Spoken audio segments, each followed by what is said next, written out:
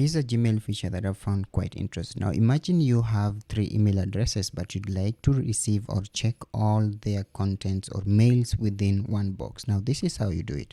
First, you want to log into the main email address that you'd like to be checking all of them from. So you're going to log in, and then you're going to click on the settings icon at the top, and then you're going to click on see all settings. Once you've clicked on see all settings, you're going to go to the accounts and import tab. Once you're here, you're going to scroll down and click on add email. Now if let's say I add my email here, I'm going to add that. If I add that there and then I click on next, and then I have some instructions here. You can either import emails from this to your Gmail box or link the accounts using Gmailify, or with Gmailify you keep both email addresses but can manage emails from both using Gmail box.